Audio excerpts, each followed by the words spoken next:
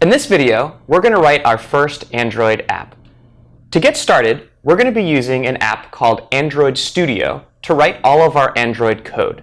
Android Studio is an IDE, or an integrated development environment, that's provided by Google to help you write Android apps. So let's take a look at Android Studio and create our first app. So I'm going to open up Android Studio. And now to get started, I'm going to come over here and select Start a New Android Studio Project. Now here I have a bunch of different options here. Our app is going to be pretty simple, so I'm just going to select this third one over here, this empty activity. Then I'm going to click Next. And then it's going to ask me just some information about my project. So first I'll give it a name. I'm just going to call this Java example. And then it's going to ask you a few questions about where to save your project. I'm just going to put mine on the desktop for now. For package name, you can select whatever you want here. A common convention when writing Android and Java code is to take some domain name you own and have the package be that domain name reversed.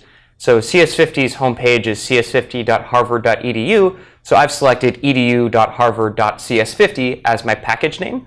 And then the end here, this Java example, it's just a lowercase version of the project name that I selected.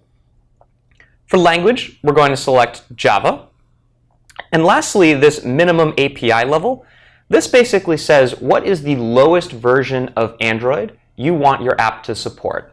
And you can see here that as I change different versions, the IDE will tell me approximately what % of devices out there that we're going to support. So for these videos, we're just going to be using Android 5, which is pretty widely supported, but it's up to you what minimum version you want to support. And we have a couple other questions here. One is about supporting instant apps. We're not going to worry about that. And this last checkbox is about using Android X. And so this is basically just a newer version of the Android libraries. So we're going to check this since that's sort of the new version that we want to use. After that, we'll click Finish. And here we go. So now we're inside Android Studio. And you can see that we actually generated a bunch of files for us. And so we'll go through those in a bit. Before we do, we first need to create an AVD, or an Android virtual device. So this will basically allow you to run Android apps on your laptop rather than needing to plug in an Android device. So to create an AVD, what we're going to do is we're going to go through Android Studio. We're going to specify what type of device we'd like to simulate, as well as what version of Android is installed and so on. And then once we've created that, we're going to be able to run apps on that device. So let's go through and create an AVD now. So to create an AVD inside of Android Studio, I'm going to come up here, and in the top right, you'll see this little Android logo and a phone, and it says AVD Manager when I hover over it. So I'm going to click that. And you can see here that I already have a couple of virtual devices created. But just to walk you through creating one, down on the bottom right here, you'll see a button that says Create Virtual Device. So I'll click that. And I'll have this pop-up appear. And here you can see a bunch of different types of phones. So for example, if I wanted to emulate a Pixel 3a, I can click on that. Then I'll click Next. And then here it's going to ask you what version of Android you want to put on that phone.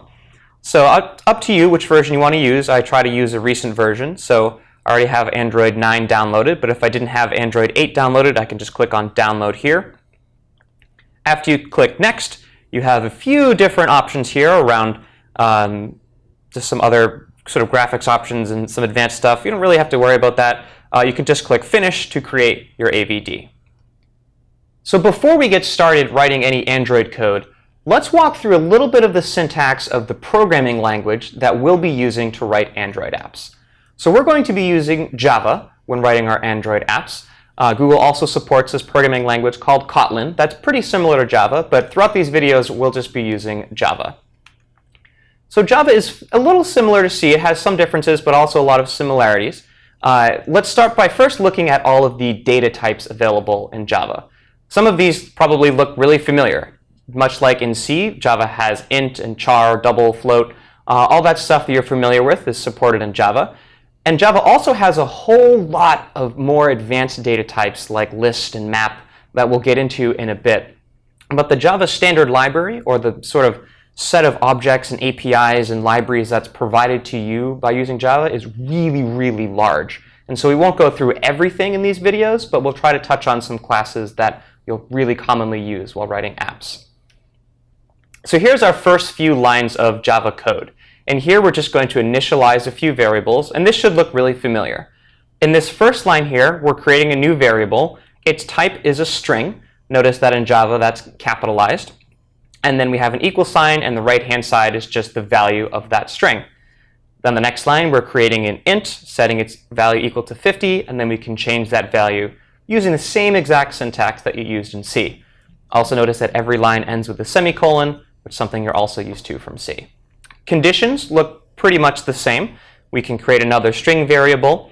In this first line here, notice how I'm not using a double equal sign here. I'm saying title.equals. So we'll get into this a bit later, but this is something that's called a method on the string object. So rather than saying equals equals, whenever you're comparing strings, you'll have to remember to say dot equals, or else you won't actually get the right comparison. On the third line here, this is equivalent to printf in C. This is how I would print something out to the screen. I can say system.out.println, and that's going to print something to standard out. Else works sort of the same way that you're used to in C.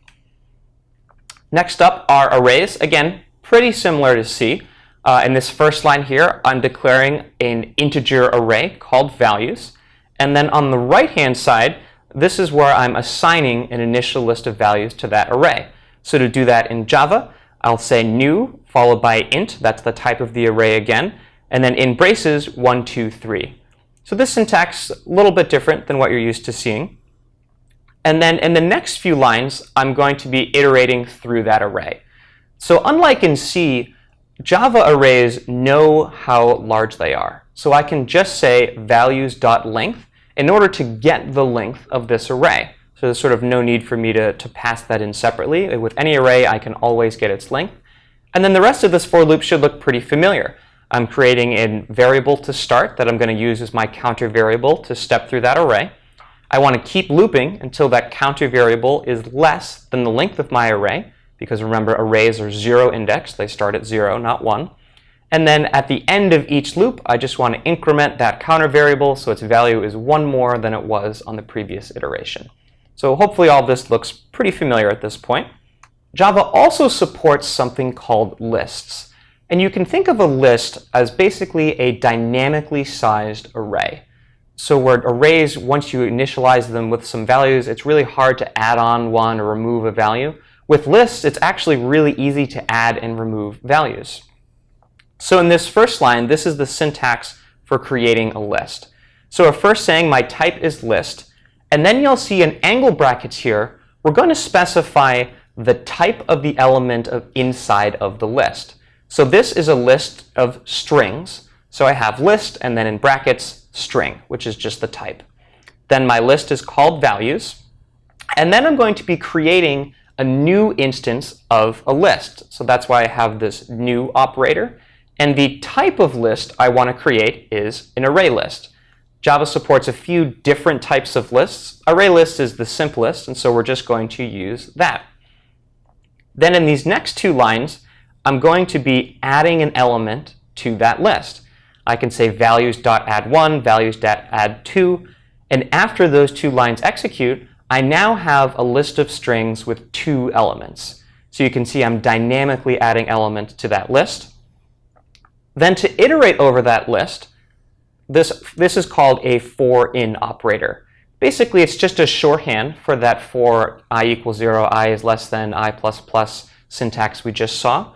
I can say for string value, followed by a colon, and then the name of the list I want to iterate over. So by saying string value colon values, I'm basically saying I want to iterate over every element in this values array. And then what I want to do with that value is just print it out. So I can say system.out.println, and that's going to print the value. So just to dive in a little deeper on that syntax, we saw that using that angle bracket, we're specifying the type that's contained within the list. In Java, this is called a generic. And it's basically a way for one class or one type to understand something about what's inside of it. So you can basically pass a type to some other type. So for example, if I wanted to create a list of integers, rather than saying capital string, I would just say capital integer, and then I can add integers to that list in the same way. Java also supports a data type called a map.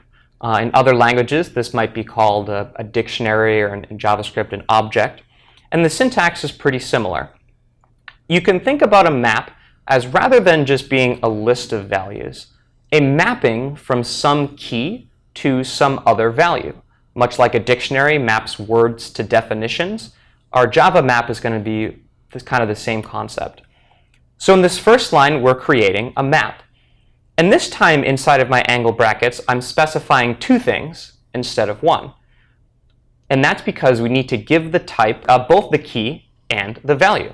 So by saying map string comma string, I'm saying I want to create a map that maps strings to strings. Then the right-hand side, I'm saying new hash map. And again, Java has a few different types of maps. Hash map is probably the simplest, so we're just going to use that. And then notice inside of those brackets on the right-hand side, I don't have anything. If I wanted to, I could technically repeat string comma string there, but the Java compiler can understand because I said string comma string on the left, I don't need to say it again on the right, so just sort of a shorthand. These next two lines are how I might insert something into that map. So I can say airports.put, and then I'm creating this mapping between airport codes and the name of the airport. So I'm creating a new entry with a key of SFO and a value of San Francisco. Similarly, I can create a key of BOS and a value of Boston. Then to iterate through that map and say I want to get everything inside of that map and understand what the keys and values are, I can use that same for in syntax. So I'm going to say for, and then the type of the object that I'm going to use to iterate is going to be a map.entry. So again, this is just saying I want to get a pair of key and value, sort of a key and its corresponding value.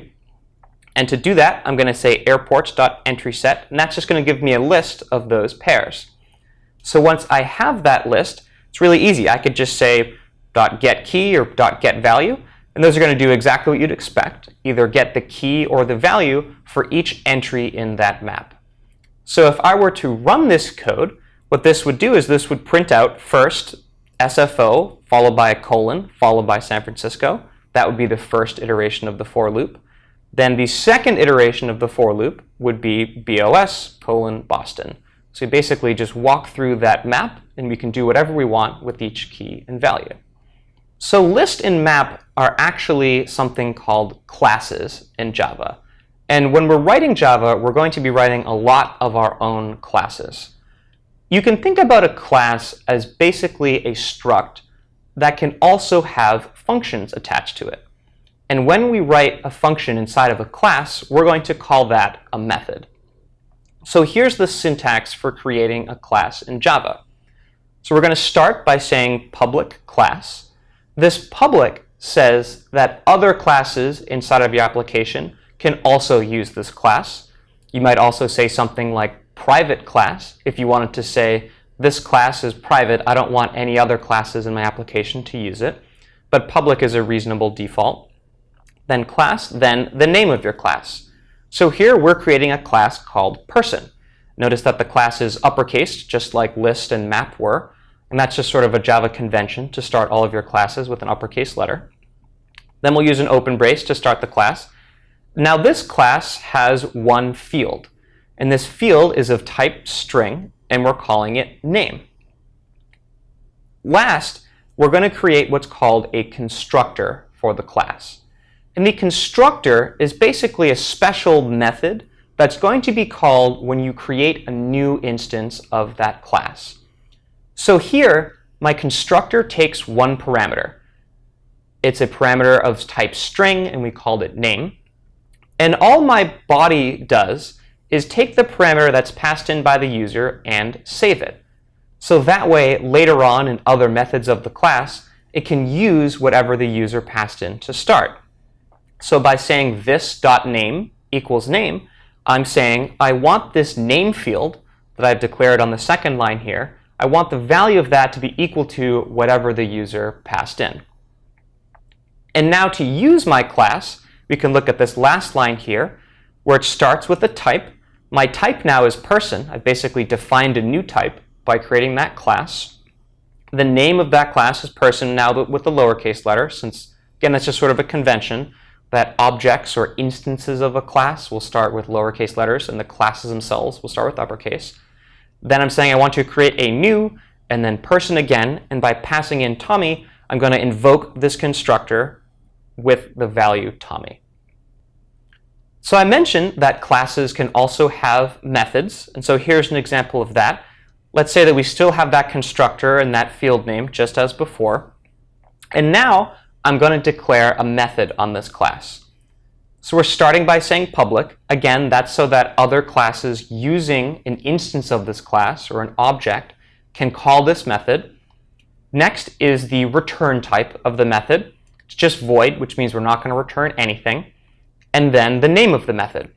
So here you'll notice this is also camel case, so starting with the lowercase letter and then every new word will start with an uppercase letter. This method doesn't take any parameters, and its body is just one line. We're just, again, going to print something out to the screen, and we're going to say I'm and then that name variable. So you'll notice here that we don't need to pass in again that name variable to this method because we already passed it to the constructor and then we saved it. So by just saying name here, Java knows that this name actually refers to that name field inside of your class. So now to use this method, I can create that person just like before, say new person, pass in some value, and then I can say person.sayHello, and that's going to call this method. So this is just like before when we were looking at lists and maps when you said airports.put. Put is just a method on some map class somewhere. And we didn't write that map class ourselves. Someone else wrote that and provided it to us. But under the hood, that's basically what's happening here. We can also have what are called static methods. And these are methods that you can call on a class without having an instance of it.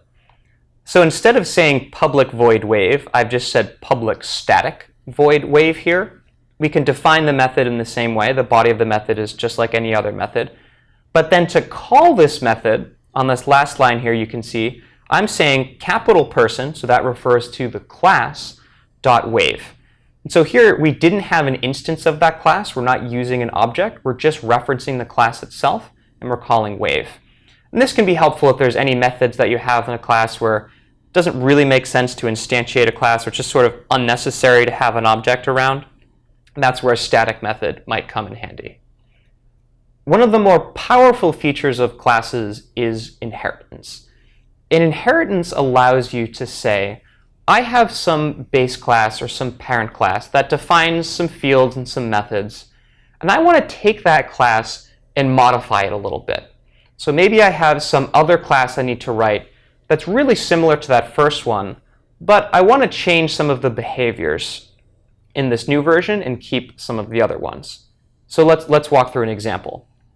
Here we have a class called vehicle, and this vehicle class has two methods. This first method, you can see it returns an integer. I've just called it wheels, and it returns 4.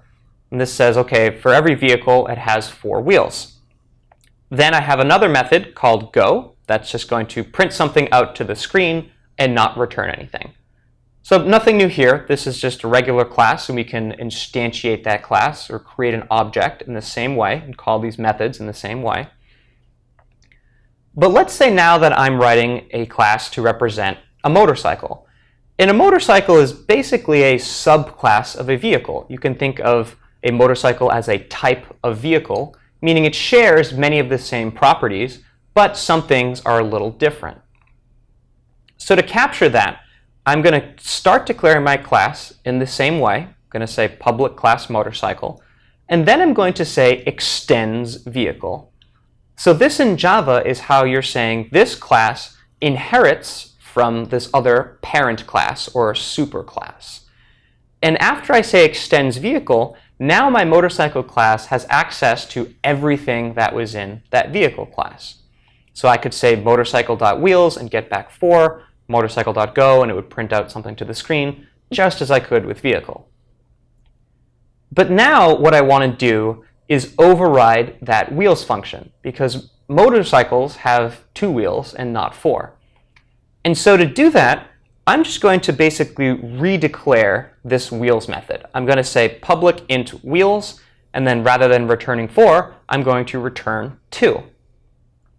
And you'll notice on this second line, I've also added what's called an annotation. It says @override.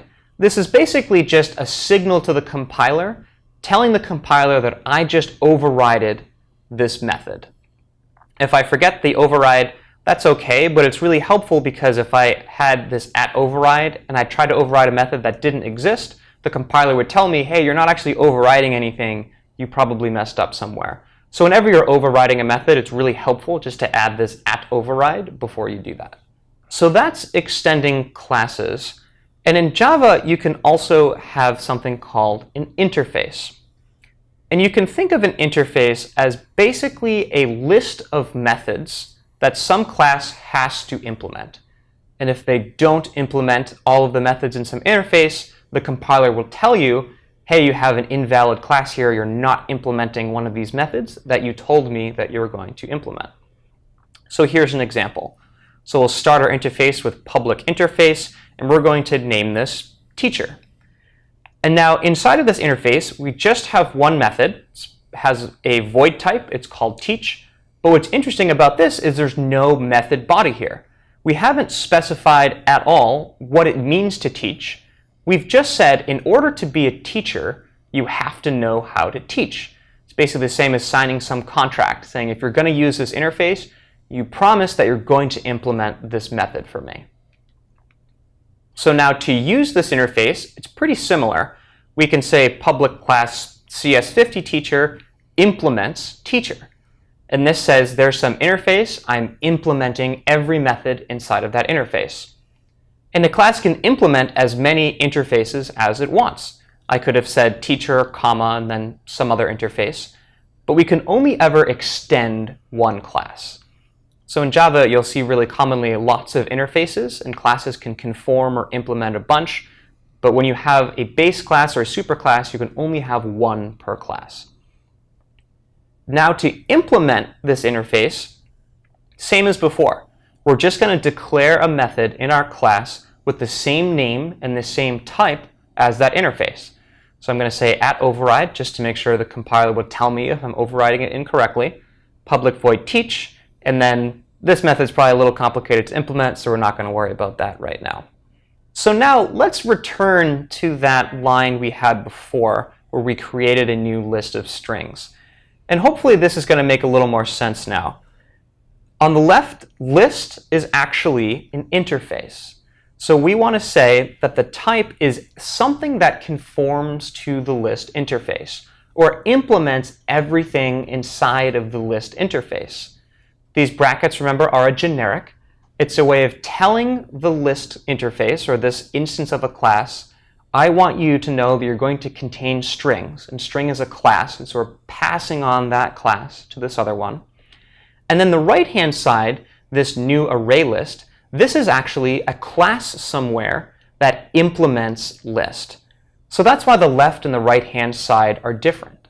The left-hand side is basically a more general thing saying, some type of list, it could be anything, but as long as it implements a list, we're okay, because we're only going to be using methods that are defined in the list interface. And then on the right-hand side, array list is a concrete class that implements the list interface. If I wanted to, I could have said array list strings equals new array list, but by convention, you want to use the type that's sort of the most general and makes the most sense, because you might not want to use an array list. It might be something else under the hood. And so you're kind of abstracting away or hiding that detail under the hood by just saying, I'm only using these methods in a list, as long as this class has those, doesn't really matter to me under the hood what type of list it is. Java also has this notion of packages, and that's something we're going to see pretty quickly. But this basically provides you a way to namespace your class. So often in a Java application, you're going to have a bunch of different classes spread apart, a bunch of different files. And packages basically provide you a way of organizing those. So you might want to do something like, if your app has 2 screens, put all of the classes used in one screen inside of one package. use all the classes contained in another screen inside of another package, and that way you can sort of more cleanly organize your code. It's sort of equivalent to using folders to organize your files in your computer, where you can more logically organize things instead of just having a list of 100 classes all sort of at the same level.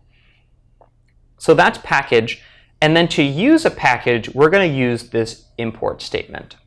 So to actually use those list and map classes in a real application, I'd first have to import them. And that's just telling the compiler, I need to use a list class somewhere, and here's where you can find the definition of that list class. So list, for example, is located in the package Java, which means it's the Java standard library. We didn't write any of this. It's just given to us because we're using Java. .util, which means there's a package somewhere called util, which is short for utility, and then the class name. It's .list. That's the name of the class that we want to use. So once in my file I've added this import java.util.list, that's going to mean I can use this list class, or this list interface actually, wherever I need to inside of my code. So that's a whole bunch of syntax, but we've basically covered everything we're going to need to start writing some Android apps. So now let's take a look at an example. Let's return to Android Studio and start writing some Java code of our own. Over here on the left is all of the files contained inside of my project. And we'll go through these in a bit, but you can see there's a few folders. The folder we care about right now is the folder called Java, and that's where all of our Java code is going to live. Then here, you can see the package that we created. So remember, we called that edu.harvard.cs50.java example. That's our package name. And you can see here that the file that was generated for us happens to start with that package. So hopefully that makes sense now.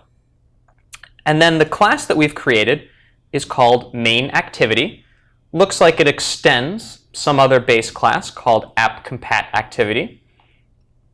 If I come over here to this import line and click the plus, we can see that, okay, looks like we've already imported this class from somewhere. In particular, that Android X package, which remember is a bunch of support libraries that we can use to build our application. And then it looks like we have some method here that's already defined for us. It's overriding some method in the base class, which has that @override. Its visibility is protected, and this means something basically between public and private. This means that if I subclass this class, that those subclasses can access this method, but other classes can't. Its return type is void. The method name is onCreate, and it takes one parameter. The parameter has a type bundle, which from the looks of it is something that's also provided to us from Android, since it's being imported up here. And the name of this parameter is saved instant state. Okay, so in this next line, we're going to be calling the method onCreate that's defined in app_compat_activity. And this is a really common pattern when you subclass something. Oftentimes when you're overriding a method, you don't want to override it completely, because maybe that method was doing something important. In this case, the method in app_compat_activity probably is doing something important. So you also want to use that definition. So by saying super.onCreate, I'm saying I want the method that's defined in app_compat_activity, and I want to call that before I override it and do something of my own. So by doing that, we're making sure that not only are we providing our own definition for onCreate, we're also taking advantage of whatever app_compat_activity has defined. So we're passing it that one argument, just saved instant state. And lastly, it looks like we're just calling some other method that's defined on app_compat_activity called setContentView. And let's not worry about this right now. We'll get into that a bit later. But here is where we can start writing some Java code. And the first Java code that we're going to write is a really simple sorting hat application. So in CS50, we have a few different tracks here. We have one for games, one for web, and one for mobile. And so we're going to write a really simple app that just randomly sorts students into one of those tracks. So let's get started. The first thing we want to do is create a class to represent a track. So let's do that. Let's come back over here to the left, and I'm going to control-click on this package name. And I'll see this long menu, but what I care about is creating a new Java class. So let's click that. And I have this nice menu here. It's going to ask me a few things. First is the name of the class. I'm going to call it track because I'm creating a new track. It's just going to be a regular class. It's not extending anything. It's not implementing any interfaces. We can say it's visible. The default visibility is public. Don't have any modifiers. Not worried about that right now. And the package we want to add that to is just this same package. No need to create anything else here. So let's click OK. And there we go. So Android Studio has nicely generated this class for me. And if I come back over here to the left, we can see that it's inside of that same package as this other class called main activity. So let's see. We want each class to have a couple of fields. Let's call one of the fields a public string name, and this will represent the name of a track. And let's call the other field the instructor. And that's going to be the instructor for the track. So after creating these two fields, let's now create a constructor. So remember, the constructor is just going to be the same name as the class.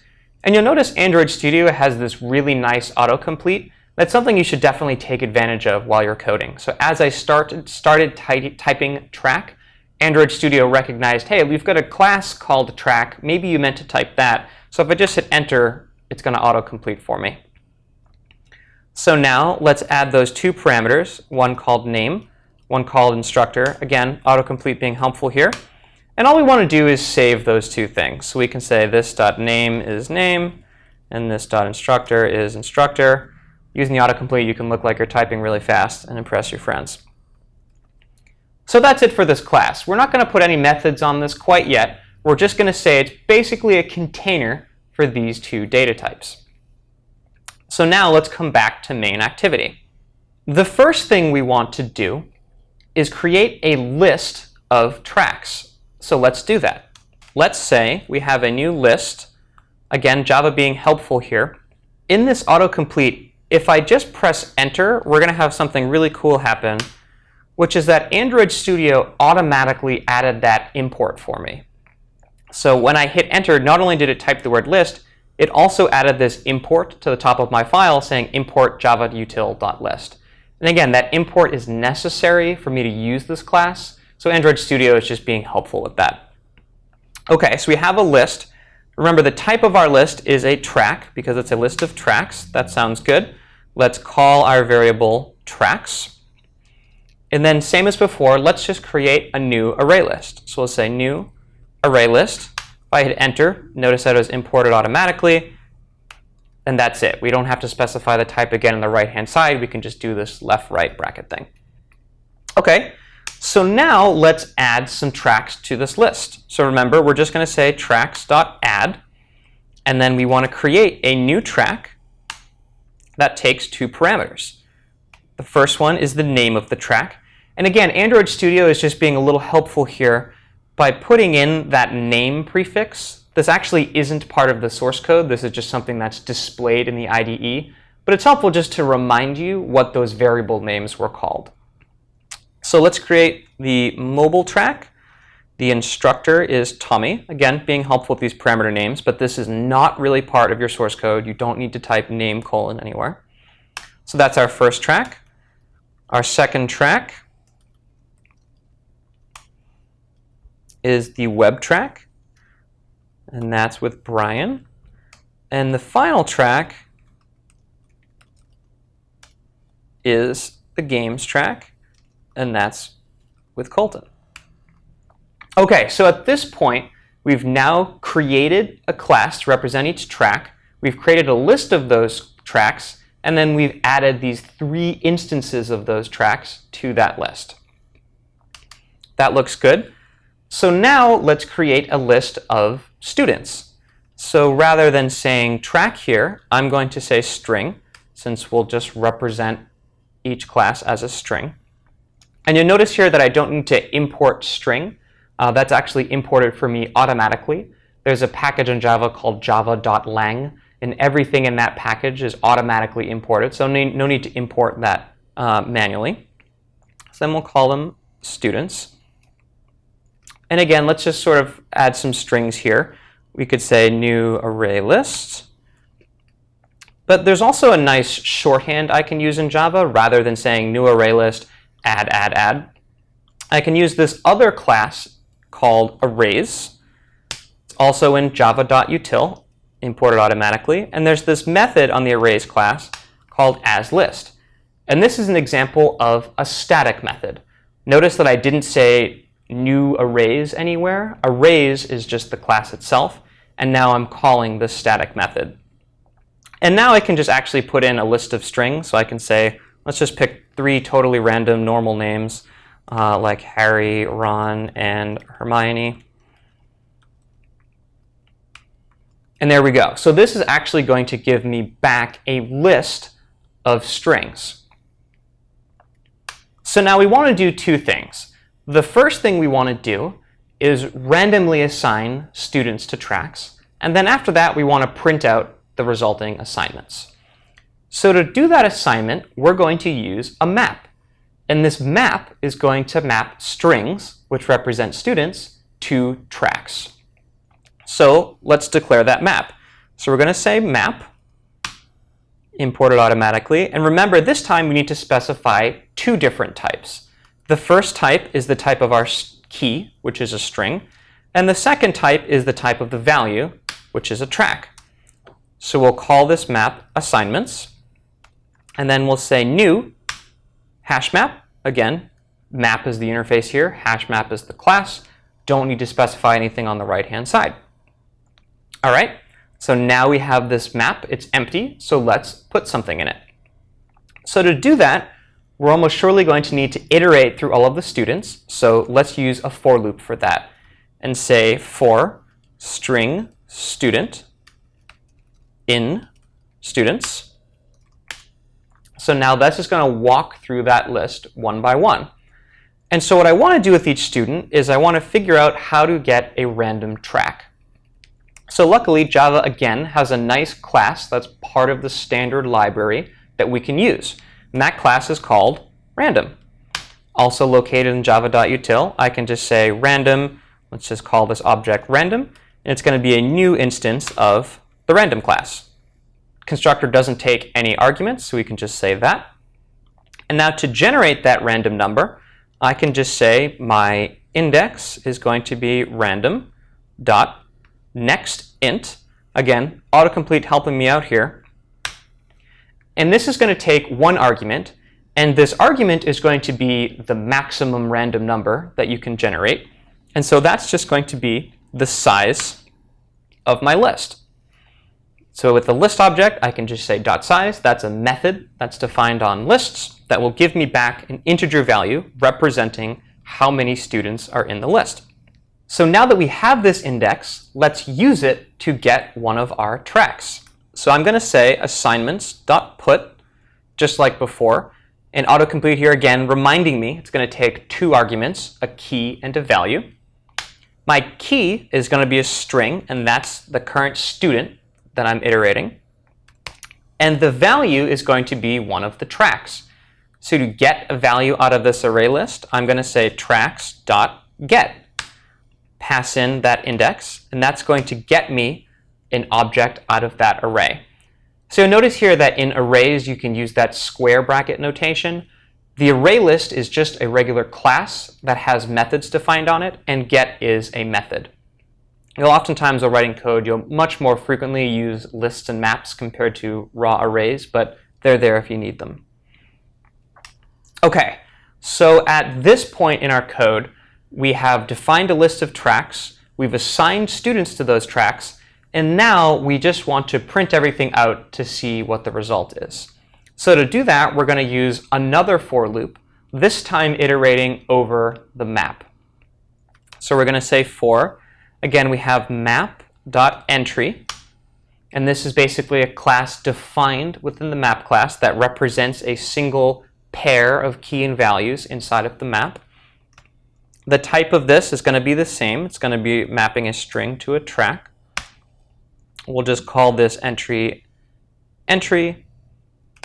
and then we can say assignments.entrySet.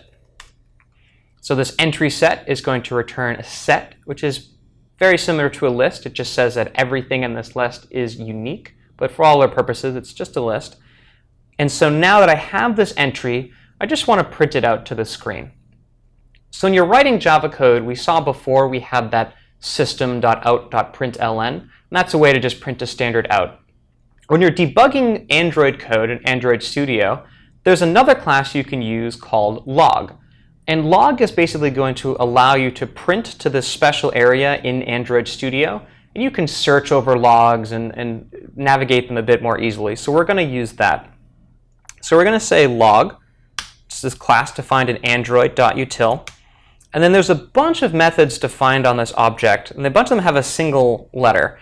So there's E for error, there's D for debug, there's I for info. That basically just says what level are we logging at. So like, are we making a debug print statement? Does this log represent an error statement? Doesn't matter too much. We're just going to use D for debug. And we see here that this method takes two arguments, a tag and a message. So the tag is a way for you to really easily filter down messages.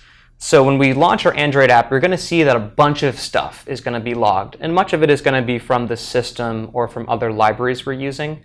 And so we want to easily find our log statements among all of those other ones. So if we just create a tag of CS50, that's going to allow us to search for CS50 and easily find our log statement. So that's our tag, and then we want to print out this entry, and if I call the getKey method, that's going to give me the student. So that's the student name. We can concatenate strings together with plus. So we can say the student got. Now we can say entry.getValue.name. So this is going to be the name of our track. And then I can say with, followed by the name of the instructor, which would be entry.getValue.instructor. And I forgot a plus, so I'll add that over there. OK, so now let's run our app using the AVD we created earlier to simulate this Android app. So up in the top right here, you'll see this play button. So I can just click this, or as it tells me, the keyboard shortcut is just Control-R. So let's click that play button, which is going to open up our Android emulator. So here's my emulator. You can see this Android app was sort of automatically generated for us, but we're looking for that log output to see what our assignments were. So if we come down to the bottom here, we have this thing here that says logcat, and this is basically just all of the logs coming in from our application. So you can see here there's a bunch of stuff being logged by the system, but if you scroll up, then you can see our assignment here, which just so happens to be one person in every class, and this is the result of our log. So before we finish, let's change one thing about our class. Rather than exposing these fields as public fields, a pretty common convention in Java is to provide what are called getter and setter methods. So to do that, I'm going to define methods on this track called public string get name. All this is going to do is return the name. And another getter called get instructor. And that's just going to return the instructor. And so now, rather than exposing these fields publicly, I can instead make them private, which says that you can't just access these fields because they're marked as private. Instead, you want to use the getters. And this is a pretty common Java convention because you might want to do something inside the getter. You might have a convention where getting the value of something isn't just the value, it's that value. Maybe it's modified a little bit, maybe it's doing some calculation on that value. So you don't really want to expose these fields directly. It's common to put them behind getters. And you'll notice in a lot of the code that we've written so far, we've already used getters like getKey and getValue. So we're just following that same convention. So now to modify the code that we have here, let's shorten this a bit and let's say that we have a track, and that's going to be equal to entry.getValue. So now we have a track object. And now we can say track.getName, use that method we just defined, and track.getInstructor. You notice that if I try to use just track.instructor, the compiler is going to let me know that I have an error. You'll see here it's highlighted in red, and I have this little message that says instructor has private access in this class, which means I can't access it from outside of the class. So by just saying get instructor, now we should be good to go. Let's run our app one more time. So we're launching. You'll notice all the logs cleared. And if we just scroll up again, we can see a new random result. And by the way, this search bar is pretty nice up here. So I could, for example, search Tommy. And I'm going to filter down only the log messages with Tommy. So I could say with and only get the messages with. So for example, if I change this tag from CS50 to something like assignment result, I could then just search for assignment result and only filter down those log messages. So even though there's a lot of stuff happening here, that filter can be really helpful to separate out your log messages from the bunch of stuff the system is logging. So that's it for our first few lines of Java. In our next video, we're going to write our first Android UI application.